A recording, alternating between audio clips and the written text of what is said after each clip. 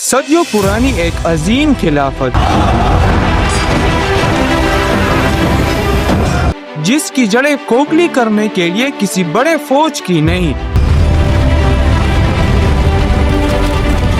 بلکہ صرف ایک برطانوی جاسوس کی ضرورت تھی۔ ایک ایسا انسان جس نے قوم پرستی کا وہ بیج بویا جس نے مسلمانوں کو ہمیشہ کے لیے تقسیم کر دیا۔ میلیٹ تھامس ایڈورڈ لارنس ہے، جسے دنیا لارنس آف عربیہ کے نام سے جانتے ہیں۔ یہ تاریخ کا وہ دھوکہ ہے جس کا خمیازہ مڈل ایسٹ آج تک بھگت رہا ہے۔ دوستو، تاریخ کے پندوں میں کچھ کردار ایسے ہوتے ہیں جو پوری دنیا کا نقشہ بدل کر رکھ دیتے ہیں۔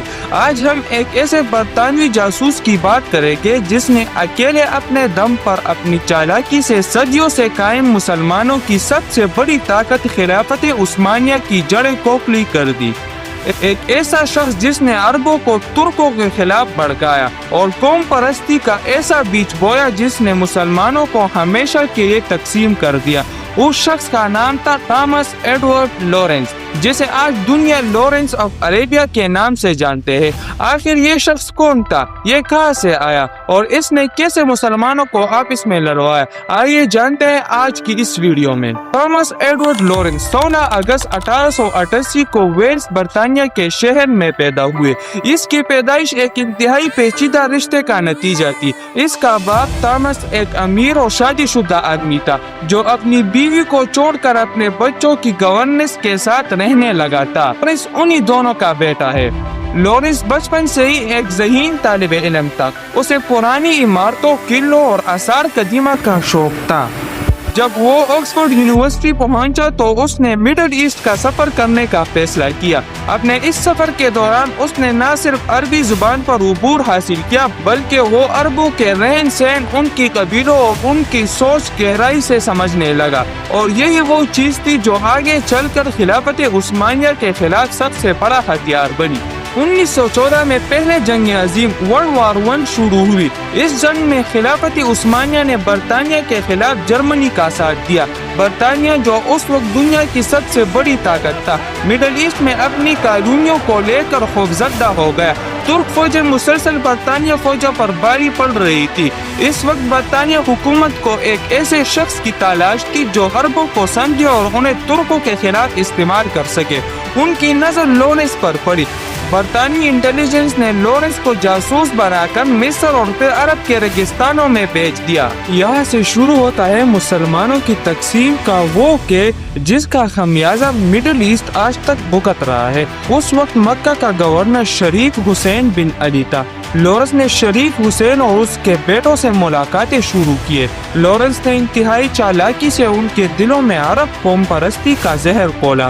اس نے عربوں کو یہ یقین دلایا کہ اگر وہ ترکوں کے خلاف بغاوت کر دے اور برطانیہ کا ساتھ دے تو جنگ جیتنے کے بعد برطانیہ انہیں ایک عظیم اور آزاد متحدہ عرب ریاست بنا کر دے گا۔ بدقسمتی سے اقتدار کی لالچ اور قوم پرستی کے نعروں نے کام دکھایا۔ مسلمان عرب اپنے ہی مسلمان ترک بھائیوں کے خلاف ہتھیار اٹھا کر کھڑے ہو گئے۔ اسے تاریخ میں گریٹ عرب ریوولٹ کہا جاتا ہے۔ لارنس نے عربوں کا روایتی لباس پہننا شروع کر دیا اور وہ ان کی فوج کا اہم کمانڈر بن گیا۔ اس نے عرب قبائل کو ساتھ ملا کر گریلا جنگیں لڑی اور مشہور حجاز ریلوے کے ٹریکس اڑا دیے، جس سے ترک قوم کی سپلائی لائن کٹ گئی۔ عرب یہ سمجھ رہے تھے کہ وہ اپنی آزادی کے لیے لڑ رہے ہیں، لیکن لارنس اور برطانیہ ان کی پیٹ میں چھرا گھونپ رہے تھے۔ جب عرب ترکوں کا خون بہا رہے تھے، بالکل اسی وقت 1916 میں برطانیہ اور فرانس خفیہ طور پر ایک کمرے میں بیٹھ کر مڈل ایسٹ کو آپس میں بانٹنے کا معاہدہ کر رہے تھے۔ اس معاہدے کو سائکس پیکوٹ ایگریمنٹ کہا جاتا ہے۔ جب پہلی جنگ عظیم ختم ہوئی اور سلطنت عثمانیہ کے ٹکڑے ہو گئے تو عربوں کو کوئی آزاد ملک نہیں دیا گیا۔ شام اور لبنان کو فرانس اور عراق، اردن اور فلسطین پر برطانیہ نے قبضہ کر لیا۔ عربوں کو احساس ہوا کہ لارنس اور برطانیہ نے انہیں بیوقوف بنایا ہے، لیکن تب تک بہت دیر ہو چکی تھی۔ مسلمانوں کی سب سے بڑی طاقت بکھر چکی تھی اور مڈل انگلیس کو چھوٹی چھوٹی ریاستوں میں تقسیم کر دیا گیا تھا۔ جنگ کے بعد لارنس برطانیہ واپس چلا گیا۔ کہتے ہیں کہ اسے اس وقت کا شدید پچھتاوا اور ڈپریشن تھا کہ اس کی حکومت نے عربوں کے ساتھ جھوٹ بولا اور ان کا استعمال کیا۔ وہ شہرت سے بھاگنے لگا۔ اس نے اپنا نام تبدیل کر کے برطانیہ فوج میں ایک عام سپاہی کی طرح گمنام زندگی گزارنے کی کوشش کی۔ آخر کار 19 مئی 1935 کو برطانیہ میں اپنی موٹر سائیکل چلاتے ہوئے ایک حادثے میں لارنس کی موت ہو گئی۔ اس وقت اس کی عمر صرف 46 سال تھی۔ دوستو، لارنس آف عربیہ کو مغرب کی دنیا میں ایک جنگی ہیرو مانا جاتا ہے، لیکن تاریخ کا دوسرا رخ یہ بتاتا ہے کہ یہ وہ شخص تھا جس نے عربوں کی سادگی اور قوم پرستی کا فائدہ اٹھا کر خلافت عثمانیہ کو ہمیشہ کے لیے ختم کر دیا۔ یہ تاریخ کا وہ سبق ہے جو آج بھی مسلمانوں کو یہ یاد دلاتا ہے کہ جب بھی ہم رنگ، نسل اور زبان کے نام پر تقسیم ہوگے، کوئی نہ کوئی بیرونی طاقت ہمارا فائدہ ضرور اٹھائے گی۔ آپ کی لارنس آف عربیہ کے بارے میں کیا رائے ہے؟ کمنٹ سیکشن میں ضرور بتائیں۔ اگر یہ ویڈیو آپ کو معلوماتی لگی ہو تو اسے لائک کریں اور مزید تاریخی ویڈیو کے لیے ہمارے چینل کو سبسکرائب کرنا نہ بھولیں۔ ملتے ہیں اگلے ویڈیو میں۔ خدا حافظ۔